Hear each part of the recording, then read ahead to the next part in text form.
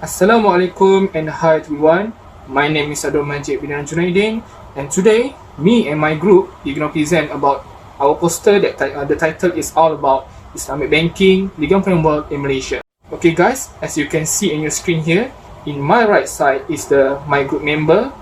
Starting with me, MAJID bin JUNAIDIN, SYAFIQAH, ROSHIDEE and AIZAT. And this side is our poster that we made. It's all about Islamic banking and framework in Malaysia, and we can see these five are presented in another slide. Again, I will introduce myself. My name is MAJID bin JUNAIDIN. My message number is 269X86, and today my part I will presenting about the what is legal framework for Islamic banking. Okay, I will start with what is a legal framework for Islamic banking means. So a legal framework means that finance is any jurisdiction reflect the policy adopted in regulating and supervising the Islamic financial industry by the execute arms of the government. Government mean here through any its minister or agency in that government. Such a framework would be composed of 5 items that I will talk. First is about the body or bodies power that answer the relevant law, or the second one is the applicant law themselves. The third is the relevant authorities, they mean the power here, which will oversee the implementation or enforcement of the law. And the fourth is the person who are subject to the law. And lastly, the tribunals vested with authority to rules and justice on issue and disputes relating the matters. Did you know guys, a legal and regulatory framework that is effective for ensuring the relevant development of the Islamic financial service industry would be categorized by one point. I will talk about an enabling environment, the accommodate and facilities the development of the industry. And the third one, the second one is about the legal framework that facilitate and allow to investor to primary and secondary capital market. It is a framework that facilitates business and finance, means that including a clear and efficient system that preserves the incorrigibility of Islamic financial contracts. And the last point, I will talk about the credibility, reliable forum for the settlement of legal disputes arising from the Islamic finance transaction. And that's all for my part, which is about the framework in Islamic banking. I will pass to the presenter. Thank you. Assalamualaikum warahmatullahi wabarakatuh. My name is MUHAMAD HAIKAL bin ZAINI and my metric number is 270790. Okay, first of all, let me tell you about what is Islamic banking. Islamic banking is a financial institution that operates with the objective to implement the economy and the financial principle of Islam in the banking area. Okay, what causes to create a legal framework for Islamic banking in Malaysia? Okay, the answer is it is due to demand of the Muslim to have banking and financial system according to Sharia. As a result, Islamic Act 1983 was passed and Bank Islam Malaysia Berhad set up as the first Islamic bank. Okay, next is what is the latest legal framework for Islamic banking in Malaysia? It is Islamic Financial Service Act 2013 or IFSA 2013. It that caters for the license and regulation of Islamic banks and financial institutions, including takaful. The new laws reaffirm the legal recognition of Islamic financial service as one of the two components of the Malaysian dual financial system, thus in enabling it to operate and compete on a level playing field with its conventional counterpart. That's all from me. I will pass to the next presenter. Thank you. Assalamualaikum and hi, my name is SYAFIQAH and my metric number is 270318. For my part, I will share about the benefit of Islamic Financial Service Act 2013. So, the principal regulatory objective of Islamic Financial Service Act 2013 as enumerated in section 6 of the new law are the promotion of financial stability and ensuring compliance with Sharia. In the effort to ensure Sharia compliance in the Islamic finance industry, Islamic Financial Service Act provides for two major things, which is the strengthening of the Sharia governance framework and statutory framework for the introduction of Sharia standard to regulate Islamic financial contract.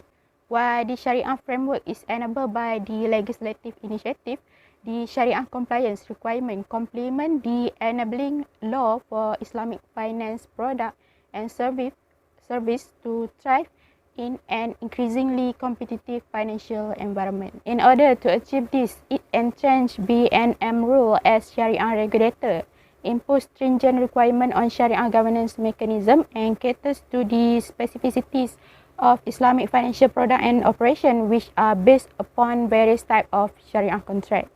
Sharia governance and compliance, the IFSA intend to strengthen the foundation for end-to-end Sharia governance and compliance, support the effective application of Islamic contract in the offering of Islamic financial product and service from entering a contract to the resolution of a failed Islamic financial institution and align legal and regulatory principle with Sharia precept and promote greater legal and operation certainty. The main distinction between Financial Service Act and the Islamic Financial Service Act lies in the IFSA extensive requirement on Sharia governance and ensuring Sharia compliance. The Islamic Financial Service Act statutorily enforces management of Sharia non-compliant risks and require Islamic financial institutions to ensure that their aim, operation, business and affairs and activities are in compliance with Sharia principles at all times. Specifically, the Islamic Financial Service Act first to entrench the role of BNM as Sharia regulator, to embed Sharia principle and BNM Sharia Advisory Council ruling, 3. Strengthen Sharia governance and compliance requirement. 4. Make it an offence for IFI to carry on Sharia non-compliant activities and impose heavy penalties in relation to Sharia compliance matter. And 5. Give BNM wide power to assess, intervene, direct and penalise IFI in relation to offence and breach of Islamic Financial Service Act provision. That's all for me. I will pass to my friends for the next slide. Thank you for your attention. Assalamualaikum and hi, my name is ROSHIDEE bin ROSLIN M. SALLEH with matrix number 270514. Now, I will explain about change after applying IFSA 2013 for Islamic banking in Malaysia. IFSA 2013 repealed existing banking regulation on Islamic banking and finance, and it also revised the accounting standard under which Islamic financial institutions prepare their accounts. Some of the main changes are as follows. First is a product disclosure sheet, which is PDS. Second, principal guarantee and profit smoothing practices. Third, financial risk management. Fourth, financial reporting, and last but not least is rate of return framework. First, the product disclosure sheet for investment account product was not sufficiently detailed for the financial consumer and potential investor to make informed decision. Due to IFSA 2013, the product disclosure sheet has little or no information on risk involved, product suitability, investment strategy, historical performance, possible outcome of investment, indicative rate, and profit calculation. Financial consumers should be informed or warned against any potential risk before investing. On top of that, the difference between deposit and investment account was not clear. In 2014, Bank Negara Malaysia issued a policy document on investment account which aims to outline the regulatory requirement on the conduct of investment accounts under the IFSA 2013. One of the main requirements is to clearly disclose the product structuring of the investment account, including sources of funding, investment objective, profit distribution, and agency fee, investment journal, valuation methodology, and terms of termination. Second, profit smoothing practices play an important part in ensuring stable return for account holders in both conventional and Islamic banking. In the past, both deposit and investment account holders were protected with principal guarantees under IFSA 2013. Also, Islamic banks are not allowed to use profit smoothing technique. So in 2013, Magalhaes and AIZAT criticized the profit smoothing techniques such as profit equalization reserve, which is practices impede the transparency and reliability of financial information and severely constrain the investors from evaluating the bank's actual performance. On top of that, there has been a lack of consistency in referring to the investment account because it is sometimes reported as equity or as liability in other instances. Under IFSA 2013, banks must also redefine capital risk and valuation risk, in addition to meeting liquidity requirement and also risk objective. This naturally leads to the third issue, which is financial risk management. And IFSA 2013 recognized the importance of Sharia non-compliance risk, and it specified legal consequence for breaching Sharia principle. Section 28 subsection 5 states that any person who contravenes subsection 1 or 2 commits an offence and shall, on conviction, be liable to imprisonment for the term not exceeding 8 years or to a fine not exceeding 25 million ringgit or to both. Subsection 1 revolves around the significance of Sharia compliance, while subsection 3 suggests remedial measures to manage Sharia compliance risk. And section 28 subsection 3 states that any activity which is not in compliance with Sharia needs to be ceased immediately and notified to the bank and Sharia committee within 30 days. Now I will pass to the next presenter. Thank you. Hi madam and everyone. Now I'm going to explain the last 2 points for the main changes after applying Islamic Financial Service Act 2013 or IFSA 2013 as a legal framework for Islamic bank in Malaysia. After applying the IFSA 2013 as a legal framework for Islamic bank in Malaysia, there is a changes in the financial reporting. One of the main purpose applying the IFSA 2013 is to add more transparency and enhance Sharia compliance. According to research, the balance sheet structure of Islamic banks is characterized by profound asset to liability mismatch. The research argued that such mismatch will cause or expose the bank to vicious cycle of liquidity gap, and in the future they might face some liquidity problem and need to get credit facility from the central bank. In 2014, Bank Negara Malaysia has issued a new document policy for the investment account.